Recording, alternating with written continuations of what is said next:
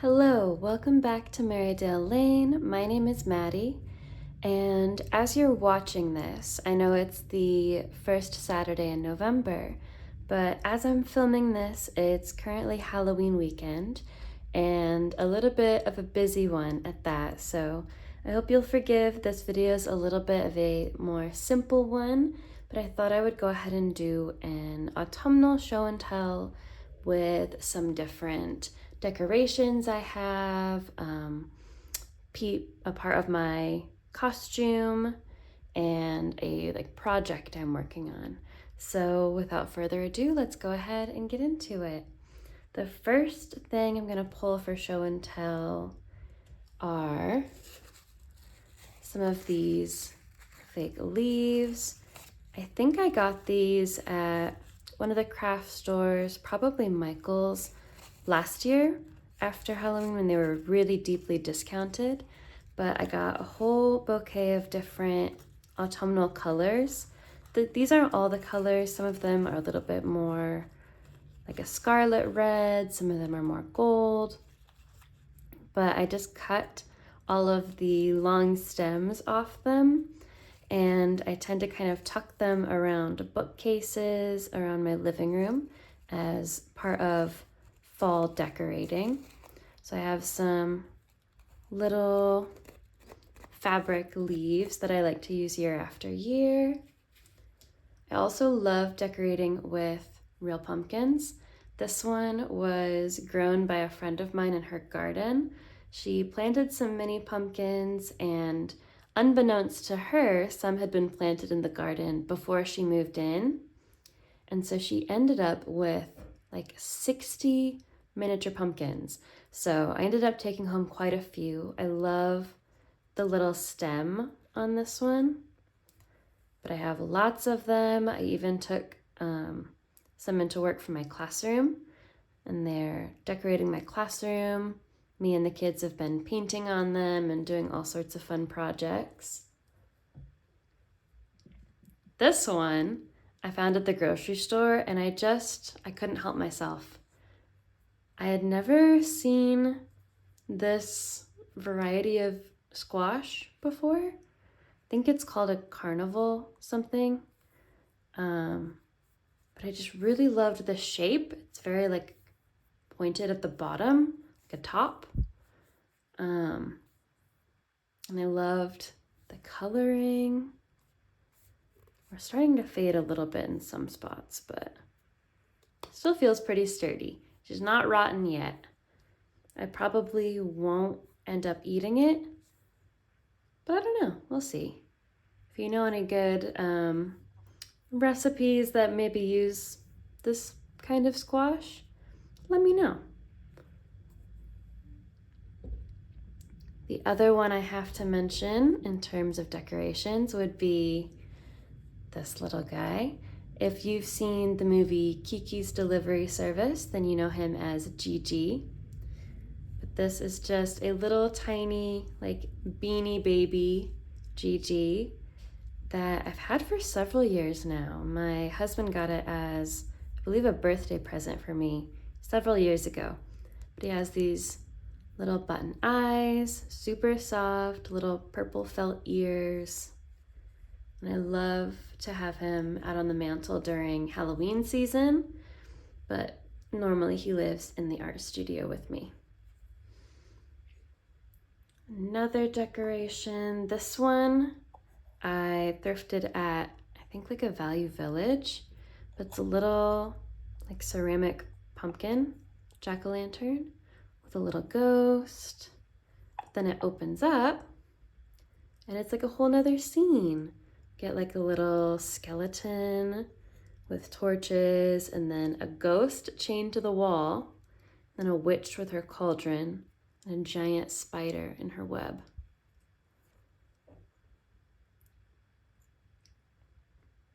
I really love the aesthetic of like vintage Halloween decorations. I have no idea what year this must have been made in, but it was a really fun find.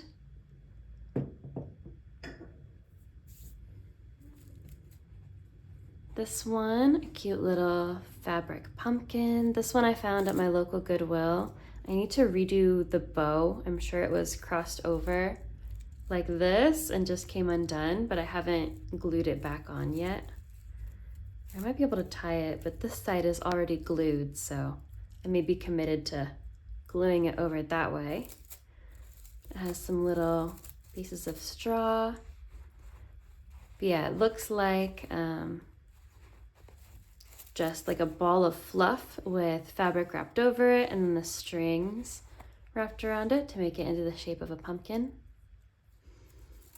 But I just thought the fabric was so cute. I love how vibrant the colors are.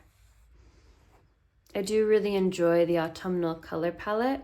I'm not usually a huge fan of orange, but when it's reflected so much outside, I feel like more and more willing to bring it into my home.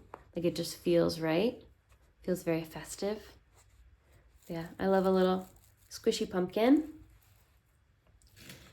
This next one is not really Halloween, but the colors felt right. This is one of my newest picture book acquisitions. This is all about corduroy. So you may be familiar with the story of Corduroy, the little bear. Usually the story has like a bright red cover, but this one is actually more of a compilation. So this is the first 2 stories because the creator of Corduroy, Don Freeman, created multiple stories with that character. And so we immediately jump into the first Corduroy story of Corduroy finding a home with a little girl named Lisa. And then the next story is A Pocket for Corduroy.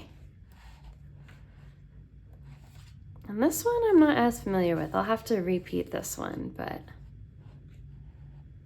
it's all about clothes. I just love the story of Corduroy. I feel like it's really wholesome.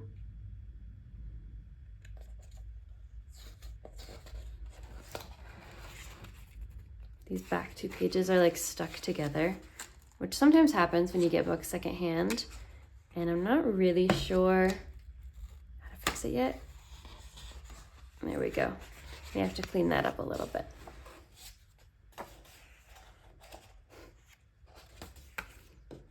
Yeah, I love the corduroy stories, and when I found this one in really beautiful shape, I couldn't help myself. I love the bright orange border. Let's see, the next thing, I'll pull this giant felt sunflower. So if you've watched any of my other videos, then you probably already know that I work at a children's museum. And one of the props that we have in our museum are some of these giant felt flowers. And so when we get them, they have these long green felt stems, but they're in our toddler area, and over time, the stems really start to deteriorate. The felt gets really loose. Sometimes the wires poke through and expose, and they can be quite sharp. And so they can no longer safely be played with that way. So since the stem needs to be thrown away, we end up with some of these flower petals left over, and the museum doesn't really have a use for them, and so they let me take them home. So I just cut the damaged stems off, and then I have these beautiful orange or yellow sunflower heads, and I love to just kind of tuck them around. Normally they're tucked around the picture bookcase in my art studio, but during the fall I love the festive color of them, so they ended up in our living room this year. But yeah, it's just a nice soft felt flower. And then speaking of felt, I've been trying to learn how to needle felt. So I've started a project, but you're not allowed to laugh because I'm still a beginner and it's not finished yet. But this is a little creature that I'm working on. My goal, I think, is to make him into a dragon. So this is the body, this is the start of the head. These are going to turn into like 2 long horns. And then these little like nubs right here are where his wings are going to come off of. Then he has a long tail. I'm going to make it a little longer and see if I can curl it around, although it's really hard to get the felt to like stay in a curvature. But yeah, this is my little dragon so far, made with purple and green felt. We'll see how long it takes me to finish him. So far, I think maybe this is like 3 to 4 hours of work. I don't know if that's good or bad for how much work I've gotten done, but it's a very relaxing hobby.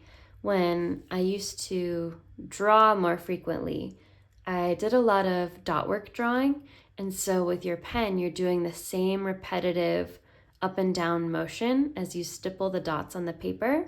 And when you're felting, your needle moves in much the same way.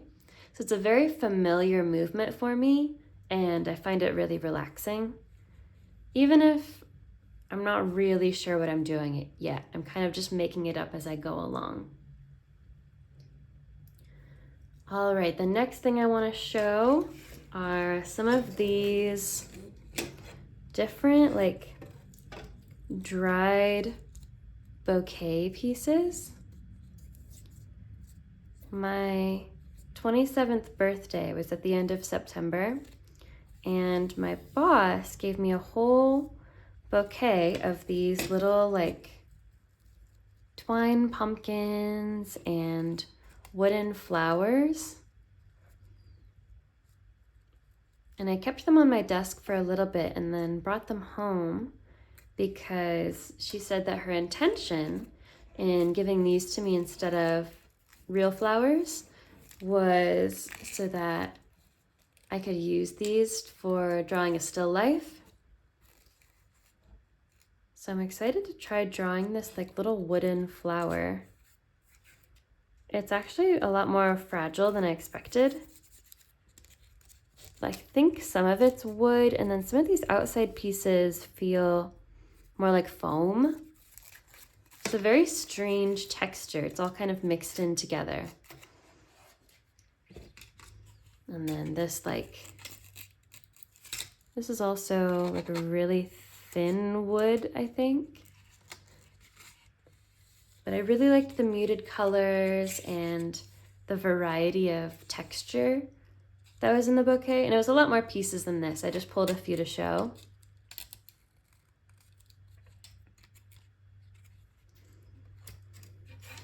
And then the very last thing that I want to show and tell is this is a piece of my Halloween costume.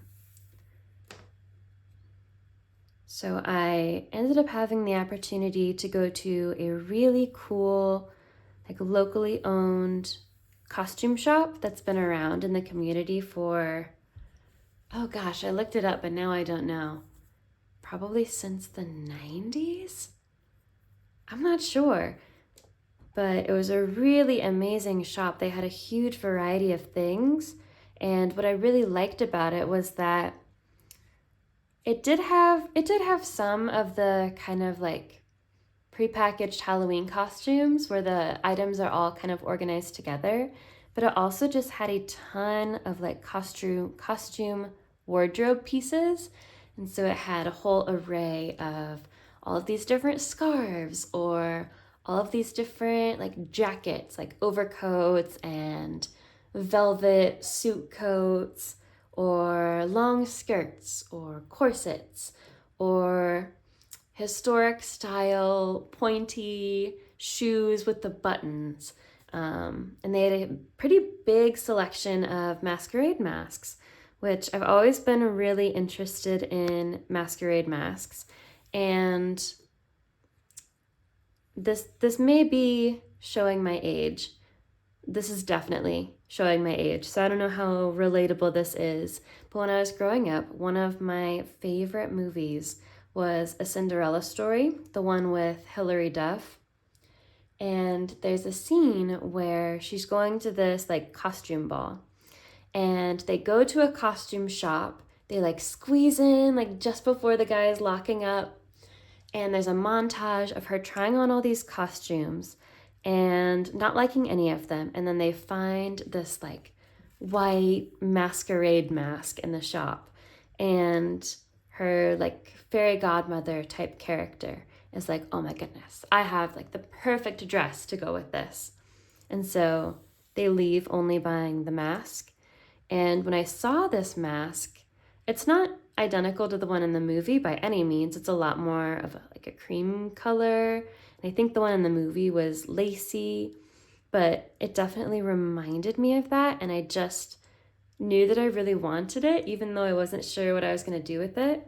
It had on some black satiny ribbons to attach it. I changed them out for a pale pink velvet. I had picked up a spool of this pink velvet in an antique shop a few months ago, not knowing what I'd use it for. And when I saw the mask, I thought it would be perfect, and I had just enough string for the two pieces to tie it on. So I'm actually going to be wearing this to a Halloween party tonight, because remember, I'm filming this before Halloween. And I'm going to be wearing it as part of a ghost costume.